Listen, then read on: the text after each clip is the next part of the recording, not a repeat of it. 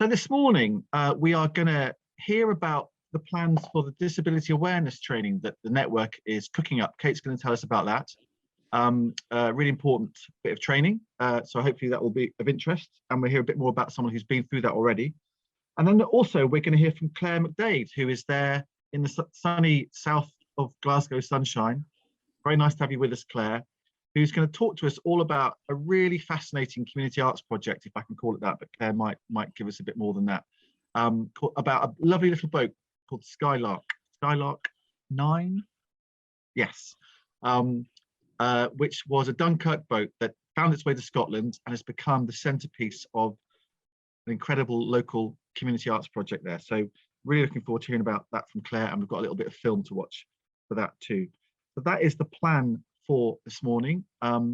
Kate, you're our chair. Hello. Good morning. Hello, everybody. It's a slightly select group this morning, but that's nothing wrong with that. Before we just go on to talk about the disability awareness training, let's say hello to those people who are joining us for the first time. So I think, well, I know that Roisin is joining us for the first time from Lakeland Arts. Do you want to just come off mute, Roisin, and just tell us what you do and where you are today? Oh, you've got no audio. Okay, well, give us a rec. Yes, put it in chat. Why not? Roisin is from Lakeland Arts. I suspect she's at Windermere Jetty this morning, where she is one of the learning producers. Correct? More or less. You're very welcome anyway. And I think, did I see Pippa? Did I see Pippa? Was she? Yes, Pippa, do you want to say hello? Hi, morning. Yeah, I'm glad to join you today. I've just relocated back to Cumbria. I was living in Scotland for 3 years, working at a hospital field and producing festivals and other community arts programs. So now I'm back living in Ulverston, and I'm really glad to be supporting FON Festival with as their capital development project coordinator. So I'm there working with Glenn and Andrew. So I'm glad to join here today. That's interesting. Keep us posted. Maybe you could tell us more about that in due course. Is there anybody else here for the first time today? I don't think so. I think I can tell that we've just got one screen today. That's handy. Okay, so I'm going to go on and just say a little bit about the disability awareness training that we have got coming up. And we also got a tiny bit of audience participation as well planned. So as you will recall, we were lucky enough to receive funding from the Sellafield Social Impact Programme. One of the things that allows us to do is deliver more training along the lines of the sorts of things we've been doing over the last couple of years, online training for groups of CACN members.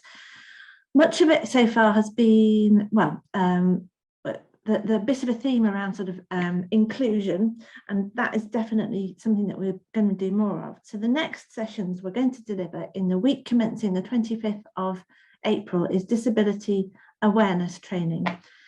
And it's going to be delivered by somebody called Michele Taylor, who is a specialist consultant. She herself has a disability, so she absolutely has lived experience.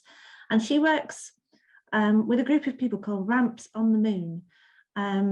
You can find out more about that just by Googling it, but we've also put the details in this week's newsletter.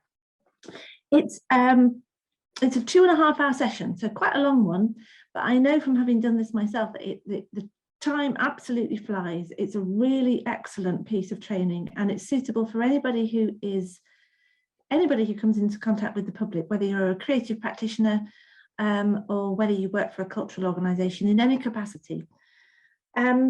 We've just delivered this training across the Cumbria Museum Consortium. So I'm going to introduce my colleague, Jill Goodfellow.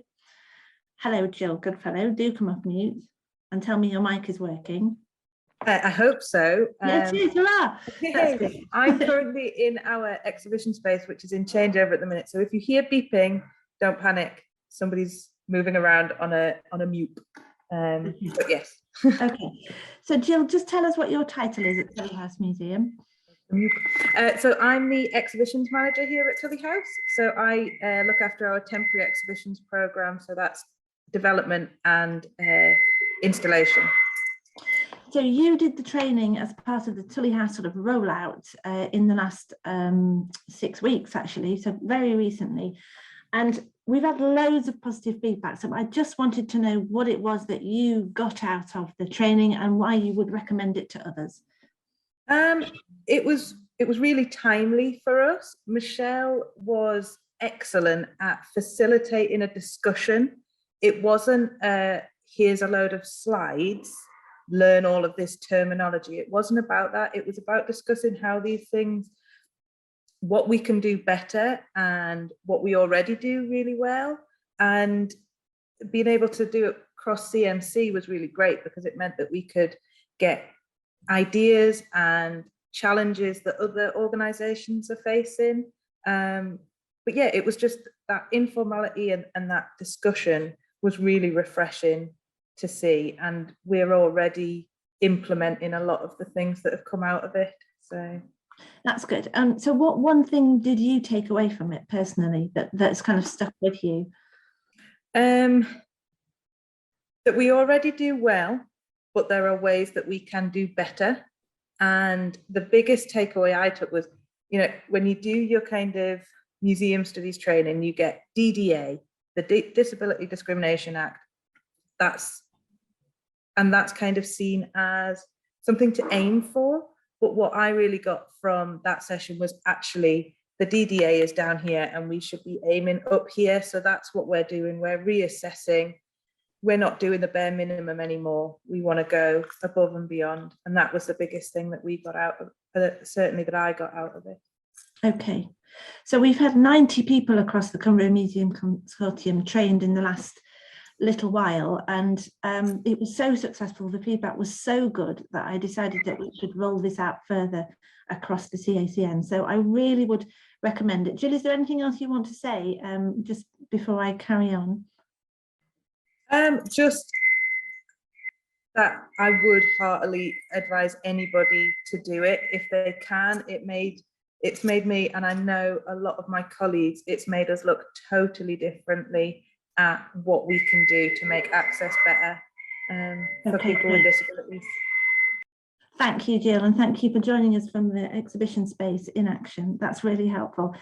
So there's going to be 4 sessions rolled out, like I said, week commencing 25th of April. We just wanted to ask you now, we're going to ask the audience about what time of day is best, because it's all right for me to just sort of pick a few times, but we want to get it right for you. So we're going to just do a tiny poll now.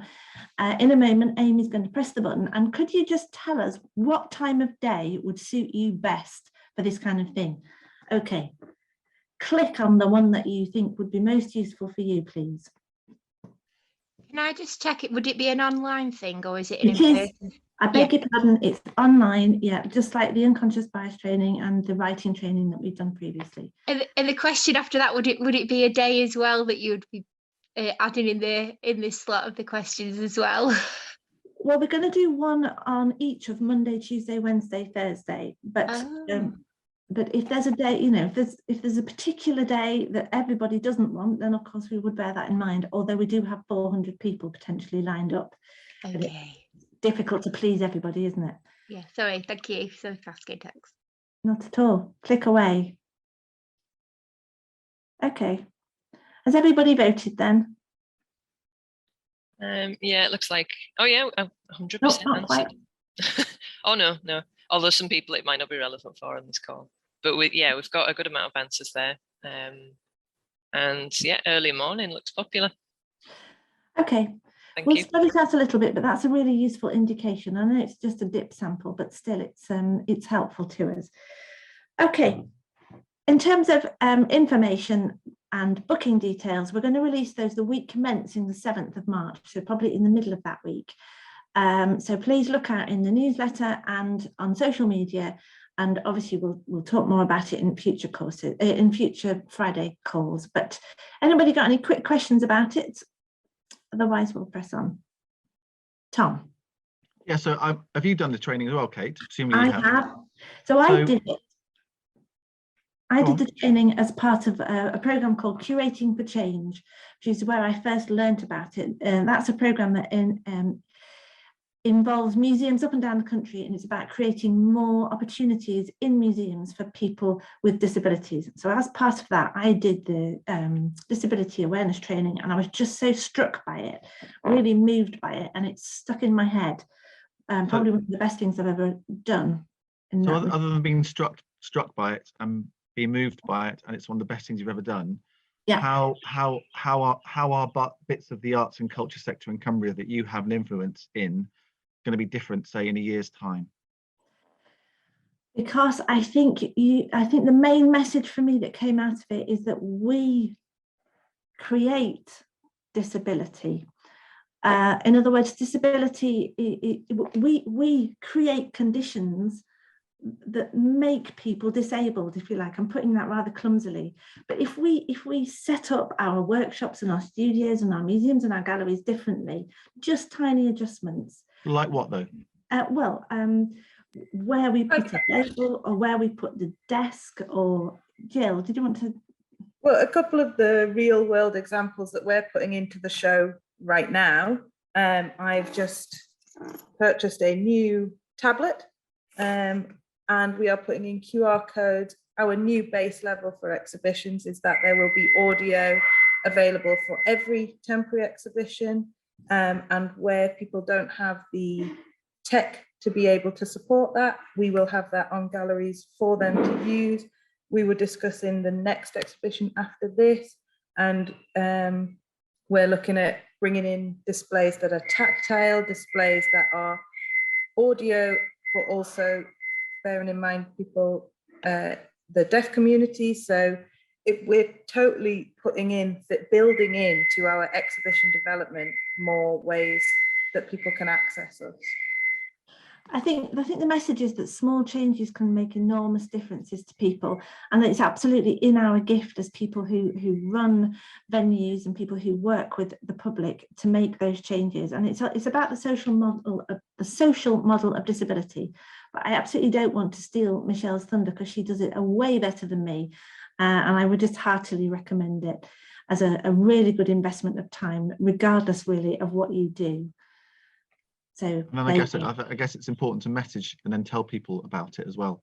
Once you know, so it's important to communicate these tweaks, changes, different approaches, whatever you want to call them as well.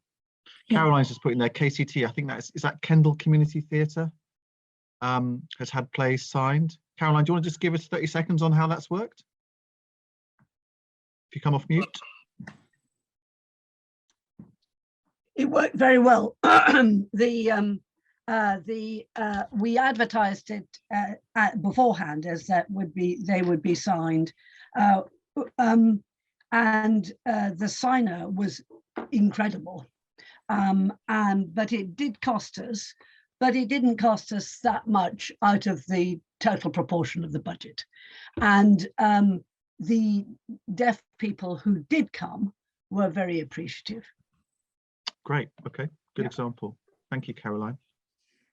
Okay, so Kate, remind us roughly when this is going to take place again. It's the week commencing the 25th of April, and booking will open week commencing the 7th of March. So more details on that. I just want to say one more thing, Tom, about the code of conduct, which sounds rather grand, but we are currently hosted by Cumbria LEP, Local Enterprise Partnership, as a network. And they look after that behind the scenes in a very efficient way for us. They've asked us if we could create a code of conduct or a set of rules for CACN members for various reasons, mostly relating to a memorandum of understanding, which all sounds rather tedious, but what we have created is a really short document that outlines the sorts of things that we request and require from people who participate in CACN activities. It's a very informal document that we're going to share in the next week or so. It isn't something that we require people to actually sign up to, but the idea is that we expect people who join in any kind of CACN activity to follow that code of conduct. And it's really about the ethos of CACN, which is about inclusivity and respect and kindness and warmth and that kind of thing. So please look out for that. We'll share it very soon. I just wanted to flag it up now. Great, thank you. That's good to know. Right, okay. Well, let's go to Scotland, shall we? Because it's time to find out about this beautiful little boat and the impact and ambition of where this project has got to and how it all started. And there's one person that can tell us all about that, and that's Claire McDade, because she is, are you technically called the project manager or director, Claire, of this? Is that right? If you want to come off mute and let us know, just come off mute there, Claire, and then we can hear what you're going to say. Sorry, I thought I'd unmuted. Yeah, that's project right. manager. Project manager, but you had a Cumbrian sort of hinterland before then, didn't you? So just tell us a little bit about yourself, Claire, while I get your slides sorted out. Will do. And then off you go. Thank you. Thank you so much. It's absolutely brilliant to be here today with you all. Lovely to meet you. I was based in the Northwest for about 10 years, and it's just so nice to get a wee glimpse back into your world there, your lives. I'm a community heritage professional, museums background, but also worked with a range of other charities and organisations. I was at Manchester Art Gallery as the community outreach officer there back in the early 2000s. And then I was the museum's development officer for the Northwest of England in the mid 2000s for a couple of years. So I remember Tully House well, and coming up, and it was the Cumbria Museum Network, I think it was called at the time. And I used to go between all the museum networks across the whole of the Northwest, from Cumbria, Cheshire, Merseyside, etc. as well. So just really nice to hear you talking about all this. And I was also the director of Norton Priory Museum for about 6 years, before then coming back north, back to the homeland. So I'll just launch in, Tom, and basically just give you a nod when I need to move a slide forward. And obviously very happy to take questions at the end as well. So I'll just rattle through, and please, Tom, keep me to time. If it looks like I need to be speeded up, just let me know. Will do, and you let me know when you want me to move the slides on. Will do, thank you. So yeah, as you say, Tom, we've got this Dunkirk Little Ship, and I'm based up, it's actually Dumbarton where my office is based, and it's a drug recovery charity that I'm working with. So I'm a slightly unusual arts and heritage person in that I'm now embedded within a social care charity, which is a really interesting approach to my work. I've always worked within heritage and arts and charities, but never worked within social care in this way before. So it's basically a flipped model for me. So the Skylark 9 is a little boat that I'll tell you all about in a minute. And that's her, a picture of her on the left, an imagining of what she was like. And that's on the right, how she looks now. So I won't be able to get any audience participation here, but I might get some nods if I say the term all aboard the Skylark. Some of you, maybe some slightly older people, will remember that term. There was certainly a cartoon in the 1970s, 1980s, Nellie and Noah, and it was all aboard the Skylark. And that is relevant to this little boat, believe it or not. Could you move on a slide, Tom, please? She was built in 1934 in Poole in Dorset, and she was built as a pleasure boat. So that's her, the little boat just at the front there. She doesn't look much, but she was one of a fleet of many Skylarks. So she was Skylark 9. There had been 8 before her, and there were at least another 3 or so after her as well. At the onset of war in 1939, and then when the evacuation of Dunkirk took place in May-June 1940, when obviously the Allied forces were beating a hasty retreat from the onset of Hitler's guys coming towards France and Normandy, there was a call for action. All these little boats were basically commandeered. So it wasn't the skippers themselves that were taking the boats, but the Navy commandeered all these little boats Move forward a slide, please, Tom. And the evacuation of Dunkirk took place. Now, that little bit of text there, you can see it says it was one of the most celebrated military events in British history. It's a real mixed bag, that, and obviously with the backdrop of what's happening in Ukraine at the moment, warfare looming large at the moment, I think the word celebrated is wrong in this context. It was a defeat that was taking place. Obviously, it was a terrible thing that was going on with all these boys standing in the water needing to be saved, and there was thousands of little boats were taken over to take people off the beaches over to the big boats that were in the water and then take them back to Dover. However, it was celebrated in that they saved many, many thousands of lives. So, and they lived to fight another day. So it's one of those sort of funny mixed bag terms there. So we know that our little boat was involved in Operation Dynamo. We've been doing a lot of research and we haven't yet found out the whole story of what she actually did there. But this story is central to this little boat and to why she is in Dumbarton now, or why she's the centre of this project. So if you move forward, please. So I'm just sketching in a bit of the background at the moment, and then we'll move on. After the war, she resumed her all aboard the Skylark days. She became a pleasure boat again, and she travelled around. She was taken to different sites around the coast.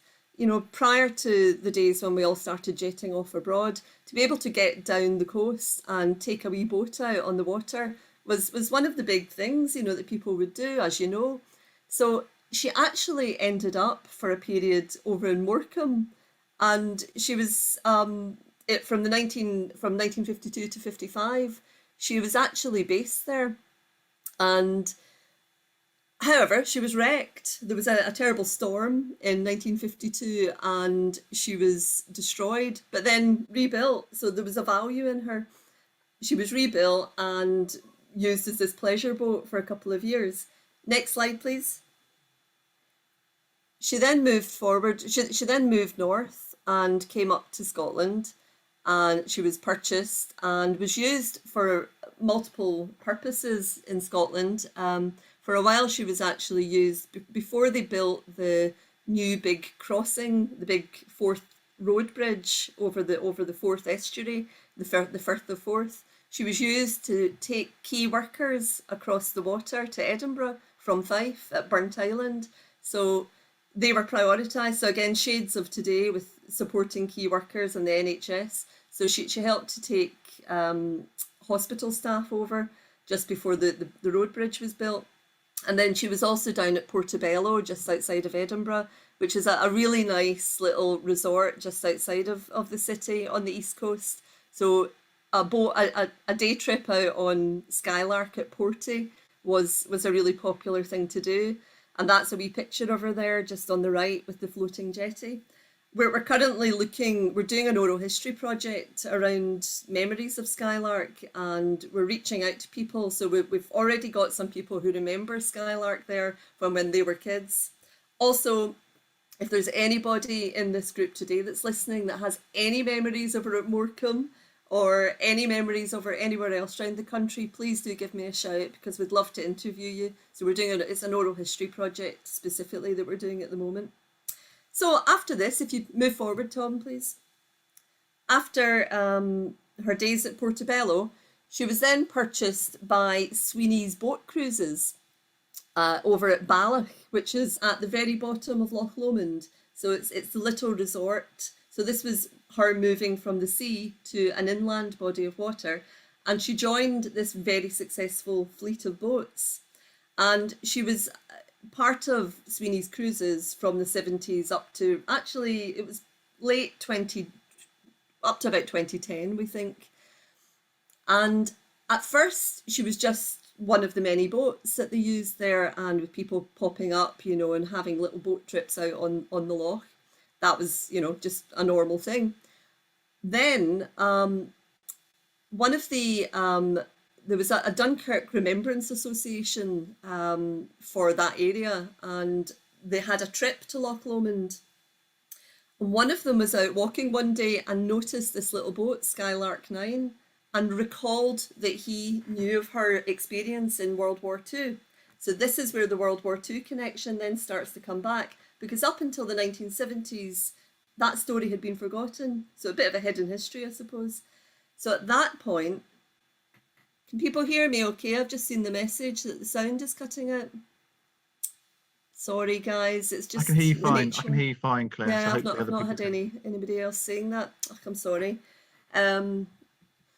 So, okay, thanks.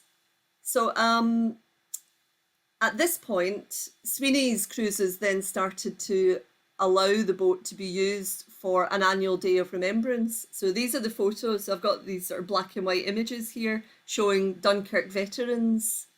Oh, sorry, Lorna. The veterans starting to go out on the boat on Loch Lomond, and it became a big annual event. So again, lots of local people remember this, and they would have whole services of remembrance and end up in the one of the local churches. And of course, you know, it says in that photo, the old soldiers parade during their annual pilgrimage to Loch Lomond. Where we are now in 2022, there's not many of those old soldiers at all now. If we've got any, there might just be one remaining. So, you know, sadly, we don't really have a record of their memories. So this is what we're trying to reach out to people to try and gather those stories. Next slide, please, Tom. So Skylark had a very successful career. This is her, third life or something on Loch Lomond. And not only was she used for those services of remembrance, but she was also just out and about on the water. She was used for booze cruises. We've heard all kinds of stories, and these are the sort of the little tales that I'm trying to get. People remember watching Runrig, if any of you know of the big Scottish rock band at Balloch Country Park. So we know there was all kinds of shenanigans on board the boat. So it's not just one story. It's not just the war story or the pleasure boat story. There's lots of personal stories that are coming out from this boat. And she's also had various iterations in terms of how she was built. You've seen some of the images. Sometimes she's got a wheelhouse, sometimes she's red, sometimes she's white. So lots of different colours and different looks as well. Next slide, please. Then, sadly, this happened. So basically, by 2010, roughly, she was out of date. It was going to cost too much to repair her and to update her and make her, you know, viable for modern standards under the maritime codes. And she was sold off and then sadly sank. And this is sort of like the real downside of the story, basically, where she ended up in the water. Now, next slide, please. Now, this is where the new story starts to come into play, because locally, with the well, you'll know about the drug deaths and the problems with addictions, not just in Scotland but across the whole country. But Scotland, we have a real problem, and the Dumbarton area, just below Loch Lomond, it's an area that has seen heavy industry, like everywhere really, but it's just seen, there was a lot of industry. There was a textiles industry, then there was a bottling and distilling industry up there, and now it's tourism and it's service industries. That you'll recognise that yourselves where you are. But there's a lot of urban blight up there. There's a lot of pockets of kind of communities that have been left high and dry, and drugs have found their way in, and communities are being really badly affected. And there's a wonderful organisation called Alternatives Drug Recovery Charity based in West Dumbartonshire, based in Clydebank and Dumbarton. There was an SOS basically put out in the local press. Somebody remembered that this little boat, Skylark, had been at Operation Dynamo and had helped to save lives. And a local campaign built up. They literally put SOS out in the press and said, can anybody please come out and help save this boat? She shouldn't be lying as a wreck in the bottom of the River Leven at Loch Lomond. This is a tragedy. Alternatives came together with a couple of other local organisations. They said, well, this is an incredibly inspiring story potentially, because we can see the parallels. We can see that this little boat, which was once treated with love and care, was a fine, upstanding, little boat that went out and helped people and saved lives and brought great joy to people. And now look at her, destitute and sad, drowned in the river. And they looked at the lives of people in their community and said, can't we do something? Can't we do something with this little boat that would bring back confidence, pride, help people get back on their feet, and bring some skills and help possibly combat that stigma around addiction? And basically through little fault of their own, many of these people, they have been stigmatized and had their lives badly damaged. Next slide, please. So a little trust was formed, the Skylark 9 Recovery Trust, and that's some of the gang there. Local people who just cared. And they did an outstanding job. Next slide, we'll just rattle through a few slides. They started doing tea dances. Next slide. They walked up Loch Lomond, they walked up Ben Lomond, which is one of the Munros, over 3,000 feet, carrying the propeller of the boat.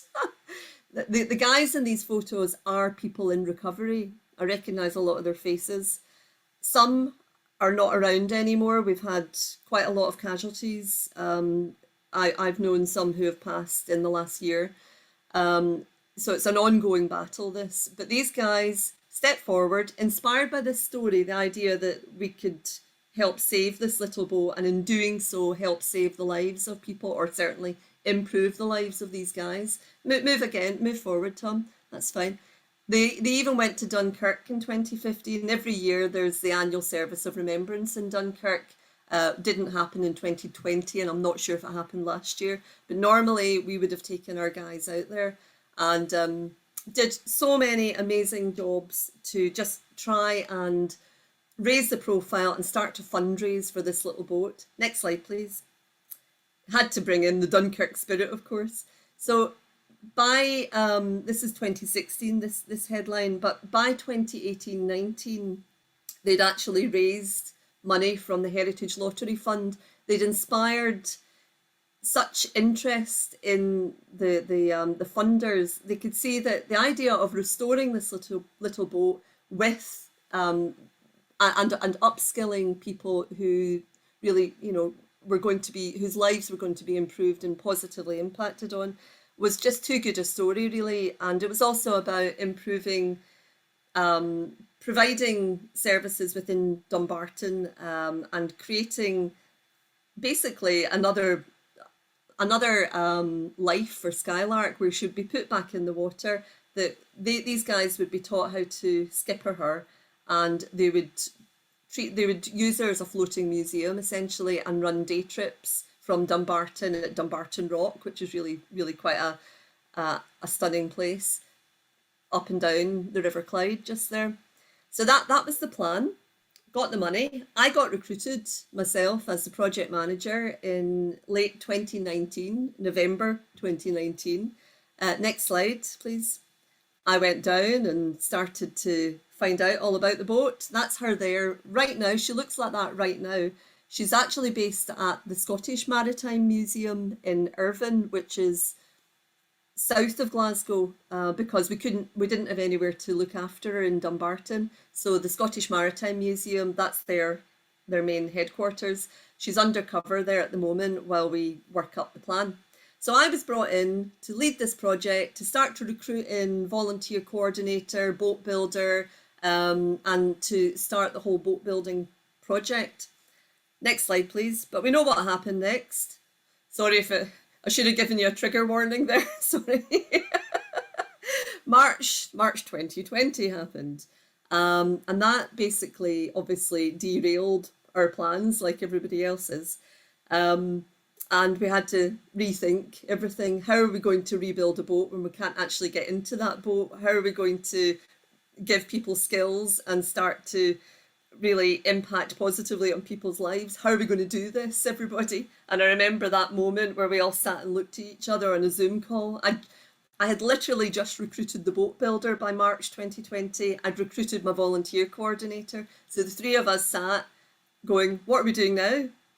Well, like so many folk, we just got on with it. And I think that slide I showed you of the Dunkirk spirit and my awareness and consciousness of what had happened up until this point. So from 2010, she'd been in the water, she'd been sunk. 2012, she was raised.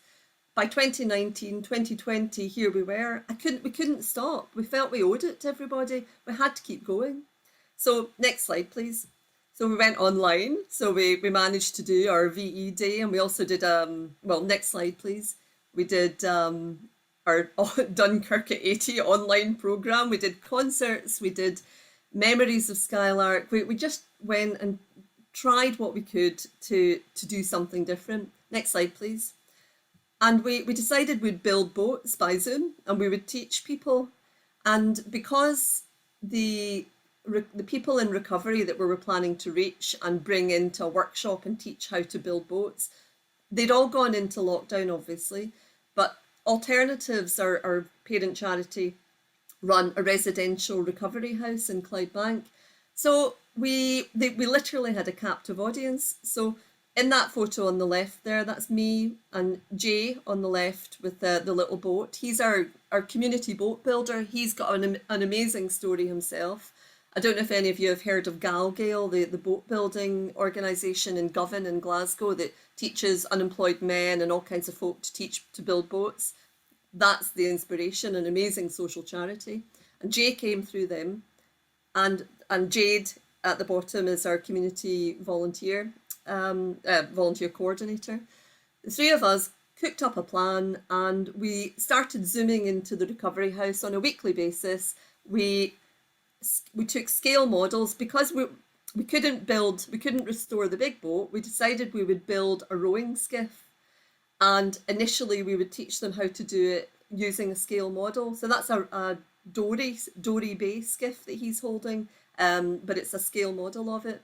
And we taught them, and I would have to nip out in the middle of lockdown with bags full of glue and different materials and drive up to Clydebank and do a handover at the door because you couldn't go in, of course.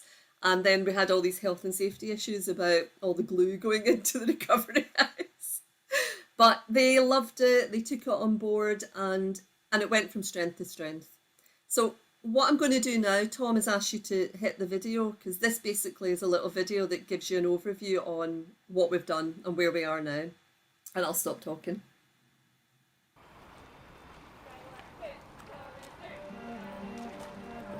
People are the beating heart of the Skylark 9 recovery project. It was people pulling together that rescued our Dunkirk Little Ship, Skylark 9, from a watery grave in the River Leven. In turn, today, it's people that Skylark helps through her spirit and story.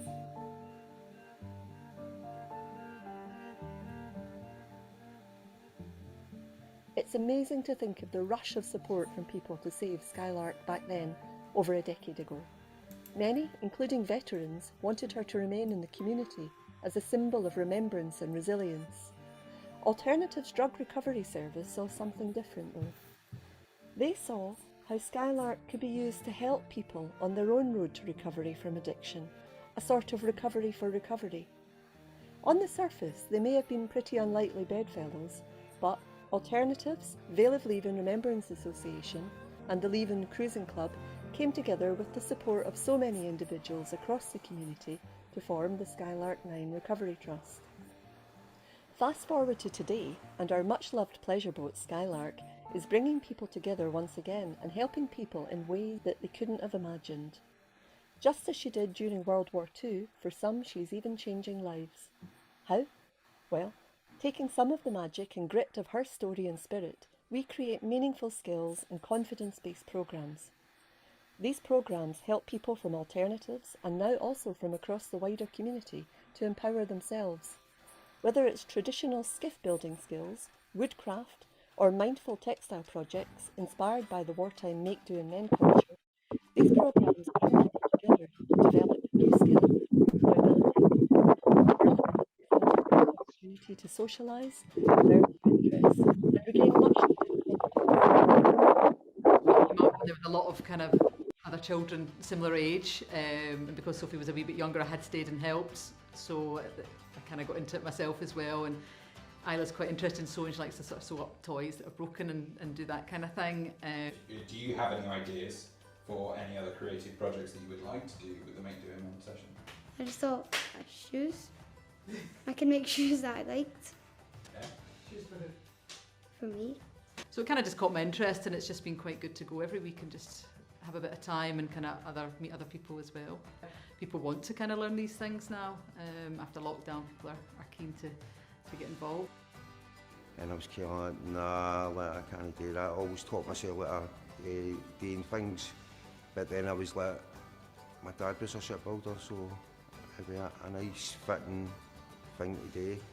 So I came down to try it out, and I've been coming here to like twice a week, work with Jason and other people in the community and other people in alternatives, and it's been really good, really interesting. It's really built me up, built my confidence up.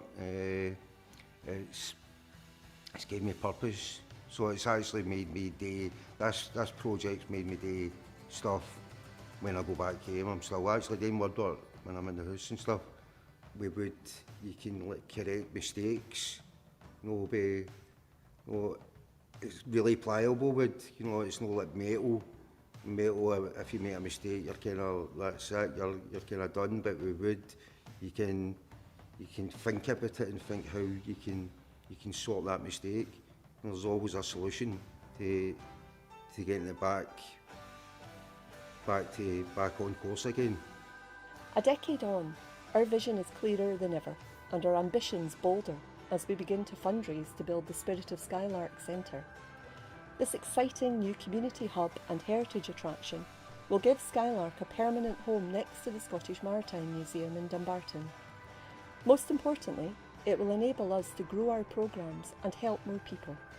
In a world recovering from the COVID pandemic, local projects like ours will play an important role within our communities.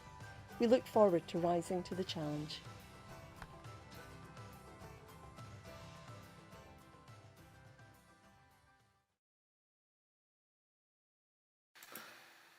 So thanks, Tom. You could probably just close the presentation. There was only one or two other slides.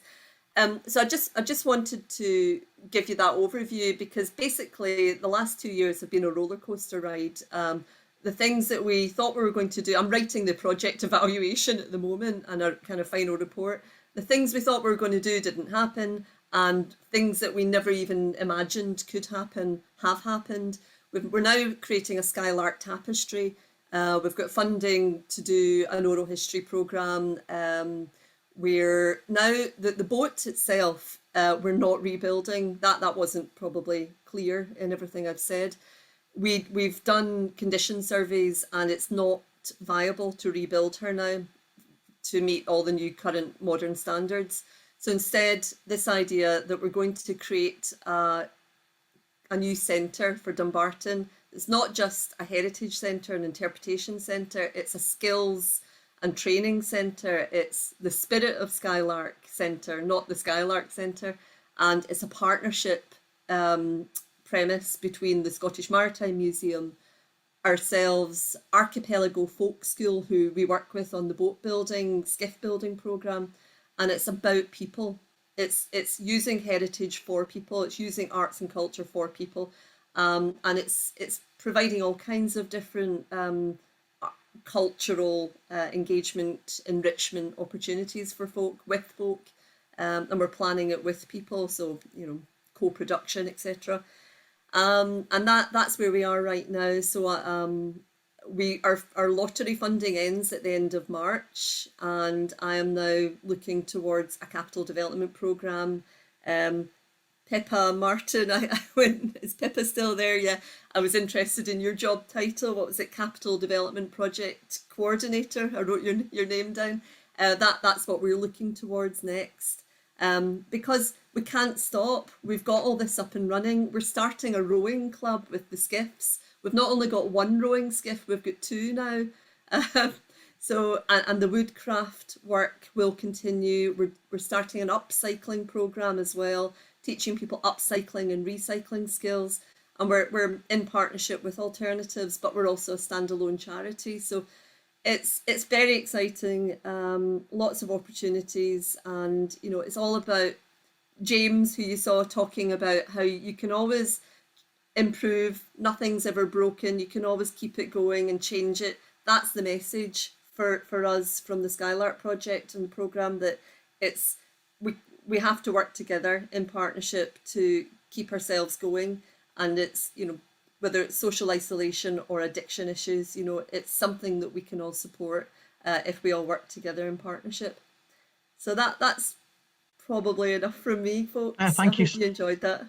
Absolutely, absolutely. I think people did. As Derek says in chat there, the transfer of imagination and resilience involved in this project is remarkable and inspiring. I should grab that quote, Claire, and put it on the front of your website. I will, actually. Yeah, was it James who was the chap talking about how wood you can kind of change mistakes, metal you're a bit stuffed, wood you can. I love that. Was just such a lovely little part of that film. Exactly. And he's kind of, I know we've got, so Lorna I know is a spelt basket maker. She'd know much more about this than I would, and I'm sure there were other woodworkers on the call, but that really resonated. I think that was a lovely moment.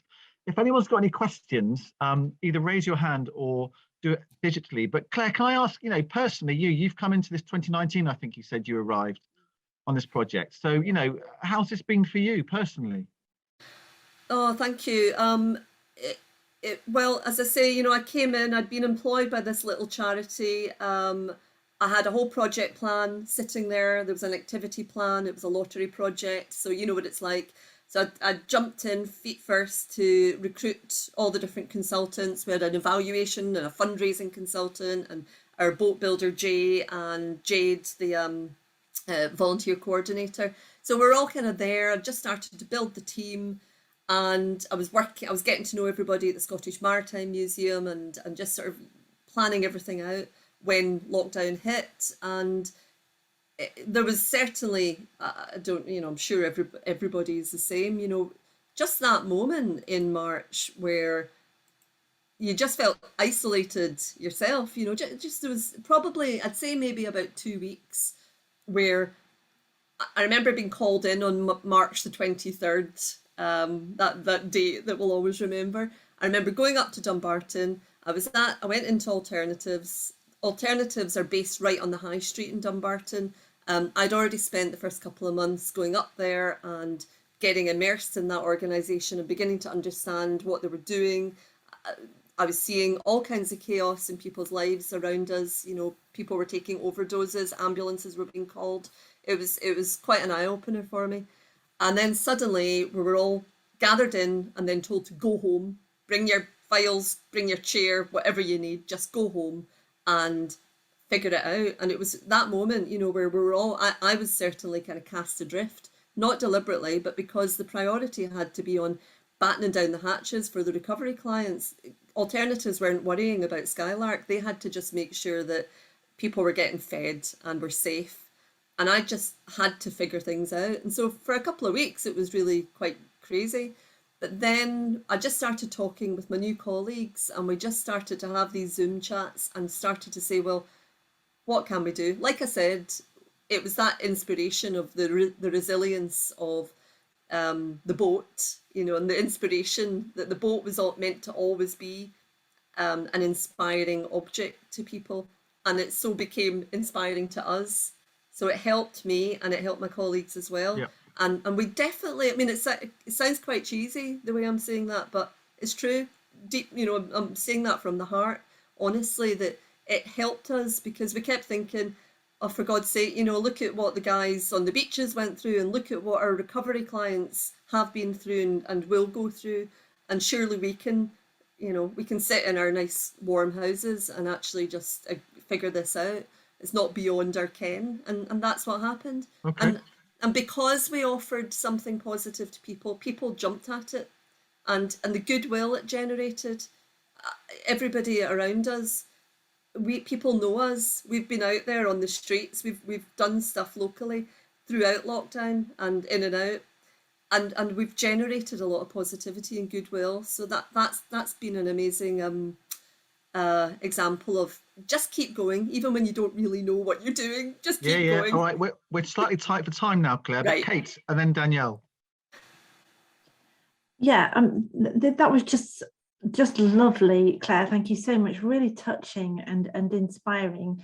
I know that Roisin from Windermere Jetty Museum would like to be in touch with you. Her audio is not working today, but so because she's my colleague, I'm just saying, please could you put your email in chat, because there's so much that I think Windermere Jetty can learn from you and share with you as well in terms of restoration of boats and what that can generate. Yeah, I mean, I've now got AOC Archaeology working with me on the conservation of the boat, not the restoration, but we're working on a programme to conserve some of the cosmetic external aspects. I'll be bringing volunteers in, and we're actually going to do some work on the boat in the next month. And then we've got a structural engineer who's stabilising her, because ultimately we plan to move her, and we don't want her breaking up in the process of moving her. But I think it's it's not so much the conservation of the boat, really, is everything that's stemmed from that's just so inspiring. And I'd like to think that everything that you've done and that's so positive, a tiny bit of that is what's happened with this network. When we went into lockdown, we had to just figure something out, and we did, and everybody here and many more besides have kind of been on that journey with us. So I think it's just wonderful what you've done. Anyway, shut up now, and it's Danielle's turn. George says, Claire, a marvellous example of how inspiration can come from heritage. We need to continue to use the past to improve the future. Congratulations on what you've achieved so far with Skylark 9, and we'll look to visit sometime when in the area, which is nice. Danielle. Thank you. We're on social. Oh, sorry. I was just saying we're on social media too. So please do look us up. We're on Twitter and the website's Facebook. been put into chat as well. Danielle. I'll put that in. Yeah. That's there already, Claire. I was just gonna ask, and I'm gonna be really quick. I was working with the Wells a couple of weeks ago with Off Your Trolley project, and they, when I was chatting to them about their recovery, when they're in the STAR programme, they're not allowed to use the mobile phones, and when lockdown happened, they got special permission in the UK Parliament to be able to access in person support with the people that were in recovery. So I was just seeing whether or not you were able to do that. I know you were able to do it online, but were you able to get that special permission as well in Scotland? So that was one question. I'm not sure I know about that, Danielle, in terms of needing special permission. I think we just had the people were in the Alternatives house. We did also have a few people in what they call scatter flats. So they're basically people that are moving into the community, and they had mobile phones to Zoom in with us. So when we were doing our Zoom sessions, so I don't remember ever hearing that we had to have special permission actually. So it was never a problem. Yeah, and as well, I was just going to say it's fantastic to see what you're doing as well, because also you're raising awareness about recovery, and a lot of people that were in remission have ended up going back onto drink and drugs in the lockdowns, but also on the flip side, people that have never had a problem with mental health and addiction have fallen into that category. So raising awareness about the support and the goodness that you're doing is brilliant. So just thought I'd share that. Yeah, you're dead right. We, as I said earlier, we had a really good program that ran. We had the online Zoom, and then we were able to start building the big boats, the skiff. Then lockdown happened again early 2021, and one of our keenest participants fell off the wagon big time and eventually took an overdose and died, and it was just awful. And we think a lot of that was because the programme had stalled at that point and we had to go back online. And if we'd had the programme running, like James in our video comes every week, and he said it gives him such stability and focus, and if he's got something to come to regularly, that's why we have to keep it going, basically. We can't let these people down. Claire, thank you so much for a lovely presentation. Thank you to Emma Parsons as well for putting you in contact with me and for us to have those conversations. Chris says it's so nice to hear about making actively being a key part of the exhibition, the actual making bit. And you're absolutely right, Chris. And Derek says the little boats of Dunkirk were a striking example of the great impact of small community action. and this project picks up brilliantly from that. Thank you, Claire. Lovely. Thank you so much. Thanks for inviting me. Really enjoyed meeting you all. Great. And anybody who wants to catch up with Claire, she's put her contacts into chat, and you can find a lovely website, skylark1x.co.uk, on the internet as well. Thank you ever so much, everybody. Kate, was there anything else you wanted to say at the end? No, I don't think so. I think Claire said it all, and I don't want to parrot it back. That was really, really interesting, and thank you for your time. Great to get out of Cumbria and see what else is going on in the environment around us as well. Lovely to have those fresh examples. I'm sure most people hadn't heard of this project before, Claire, so thank you. Next week, Richard Foster is in the chair next week, and you'll be hearing from a Cumbrian filmmaker called Max Newsom, and also Leah Varnell, who's the organizer of Words by the Water Literary Festival, which is taking place in Keswick in about 2 weeks' time. And just a note for your diary for 2 weeks, it's the 100th call in 2 weeks' time. And Stuart McConey is going to come on and talk to us about what's going on and his thoughts about Cumbrian culture and art. So that's 2 weeks' time, Stuart McConey for the 100th call. And next week, Max Newsom and Leah Varnell to talk to you as well and take questions. So thank you, everybody, for your time this morning. Thanks for giving up an hour of your time for this call. Lovely to see you all. It's a sunny day in Cumbria. Enjoy it if you can, and catch you again soon. And thank you again to Claire for a lovely presentation this morning.